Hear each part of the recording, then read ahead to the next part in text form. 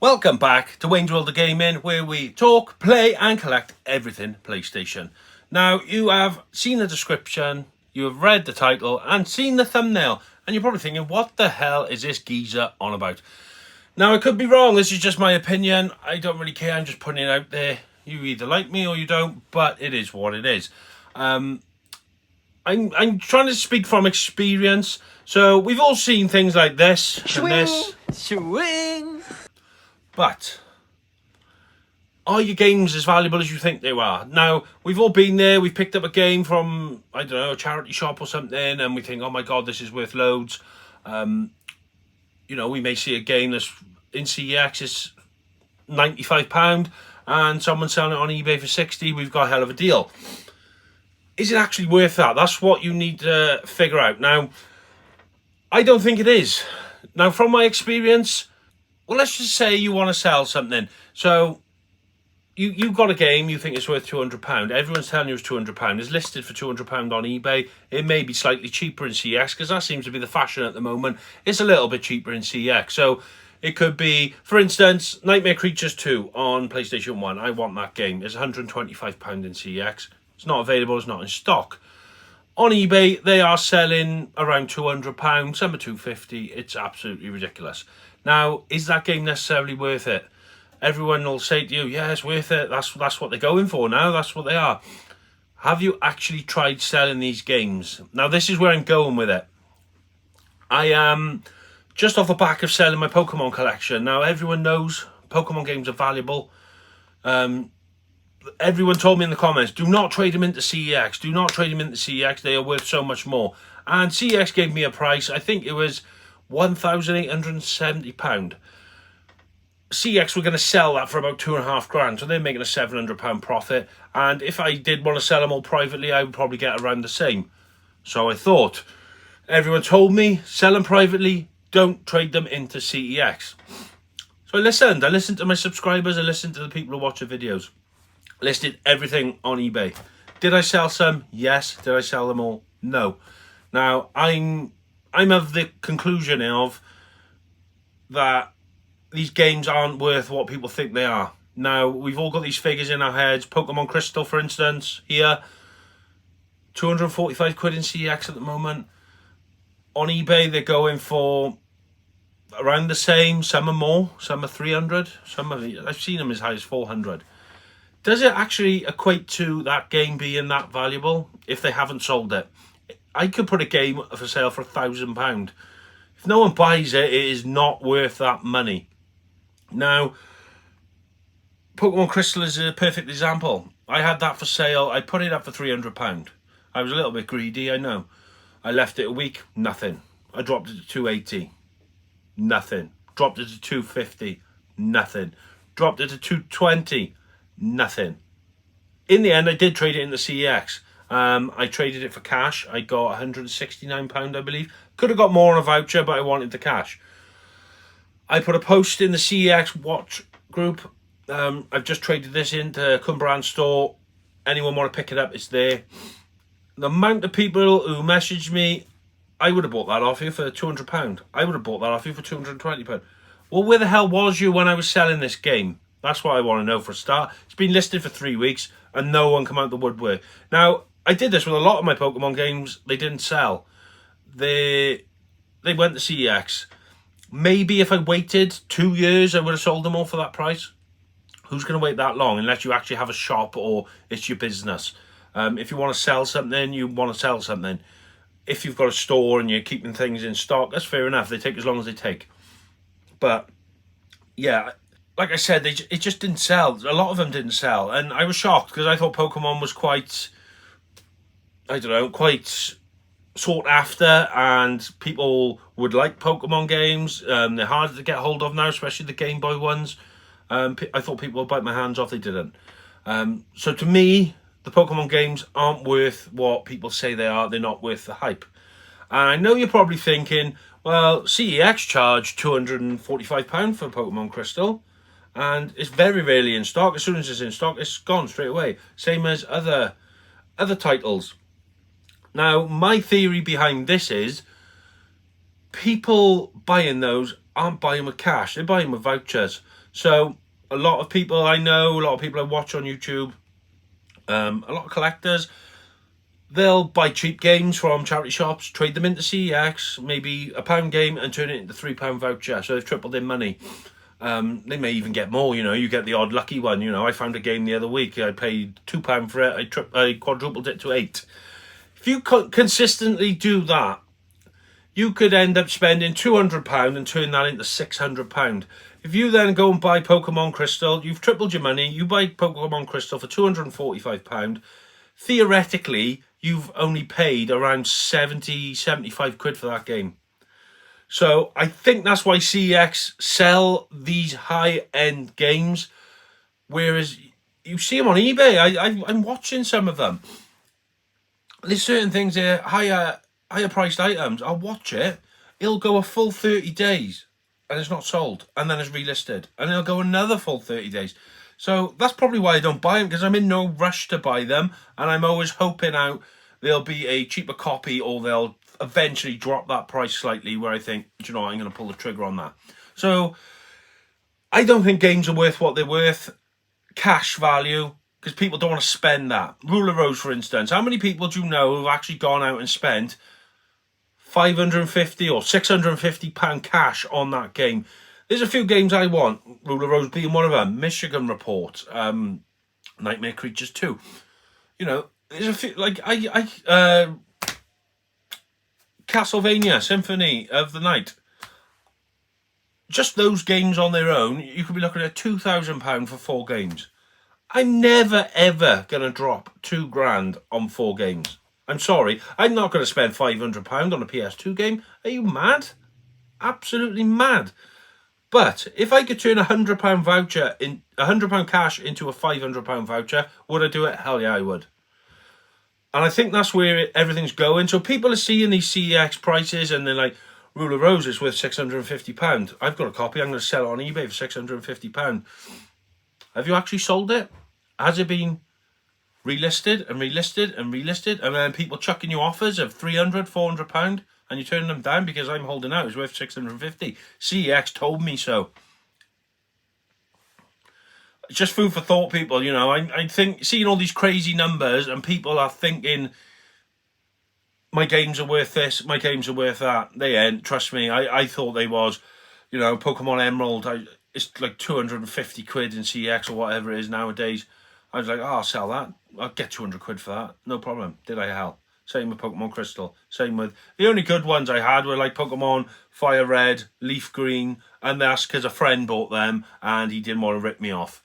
Retro Rick, I'm shouting at you there because, I think if he bought them from CEX, they may have cost him, I don't know, $650, maybe $700.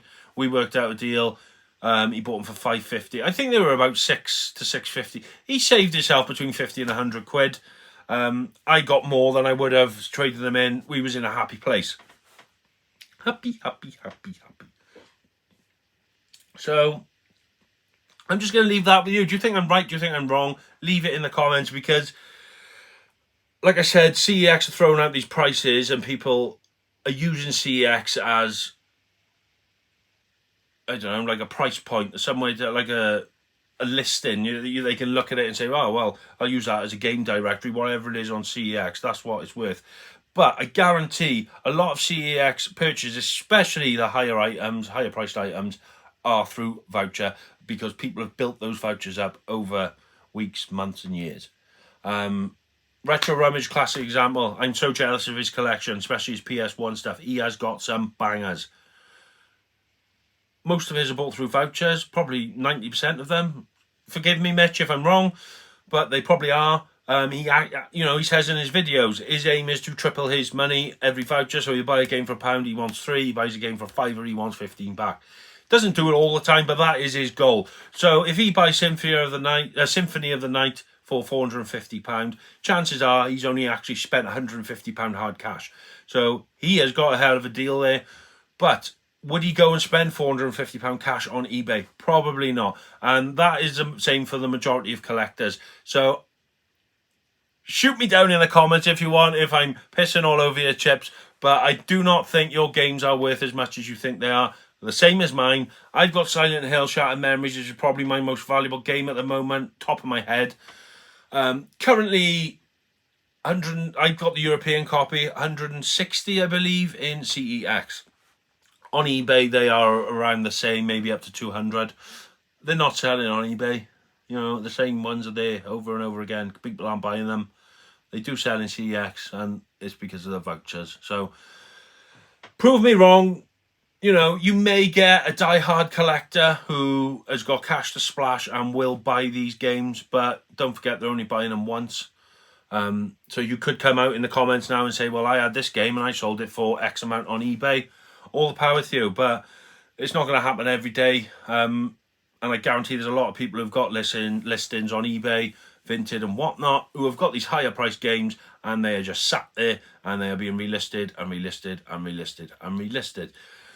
So that's my little rant for today. I'm sorry the video isn't the usual game hunting and things. I just haven't been anywhere. I just thought I'd put this out there and see if I could get other people's feedback. Maybe I'm wrong, maybe I'm right. But that is my opinion. You know, I'm a collector. I know I'm a newbie to all this, and you diehard collectors out there probably thinking the new blood's coming in and thinking he knows it all. I don't. I've only been collecting games for like 12, 13 months.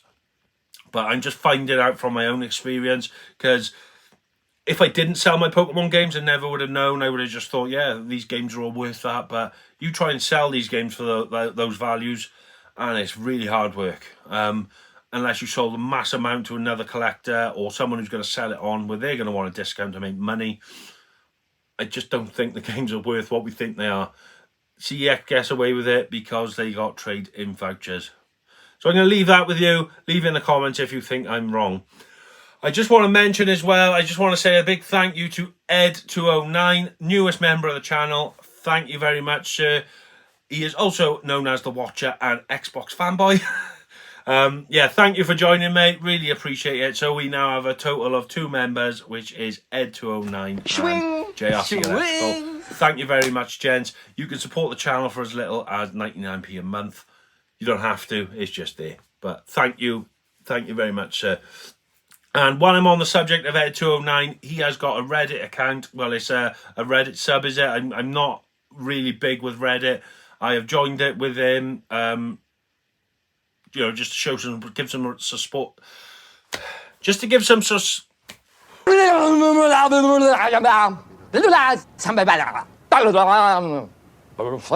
What the hell is wrong with me?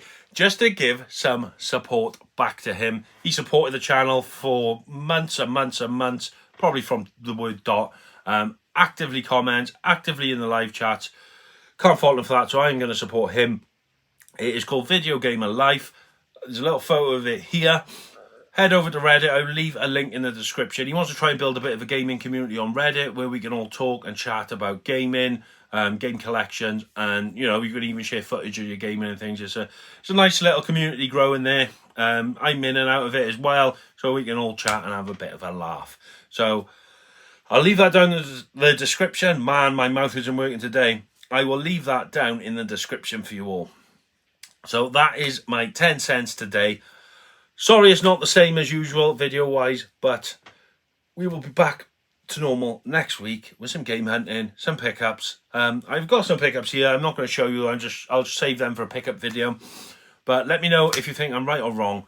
Are your video games worth what you think they are? Because I certainly don't think they are. Unless you've got like a brand new sealed one or something that is super duper rare, you will sell it. Or if there's a game where only 5 copies are ever made.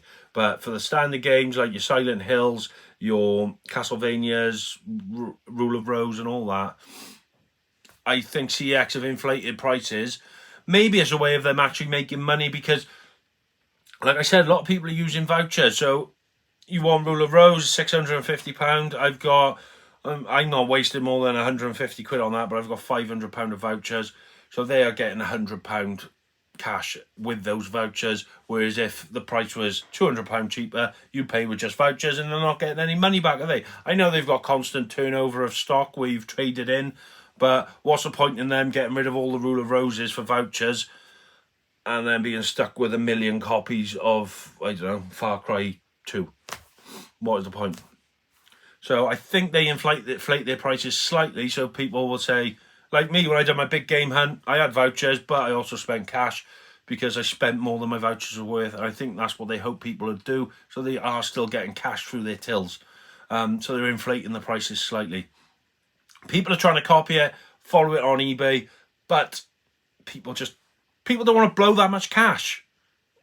You know, and you can all say, oh, I'm an avid game collector. If it's worth it, I'll buy it. I think that way, but people don't want to spend that cash, and I am not going to be spending £600 on a PS2 game. Come on, I can blow money with the best of them. As you've seen, you know, if you watch the channel, I do spend money. I'm not one of these people who just go into CX, film around, and walk out with nothing. You know who you are. You've got a YouTube channel. You know who you are. But I'm not one of those. I do spend money. I don't mind paying my way and buying games because I want these games. I want this collection. But I'm never spending £600 on one game for a PS2. No way on this earth. Only way I would do it is vouchers, and I think that's what people do. I'm rambling. Let me know what you think. Leave it in the comments. Like, subscribe, and share, and all that jazz. I'll see you on the next video. So take care of yourselves. Stay safe. Game on. Back to the gamer, name of Wayne. In his world PlayStation reigns the same, and he's got love for the levels, high score or not. But for now, he'll show you why his collection's hot. Wayne's World! Game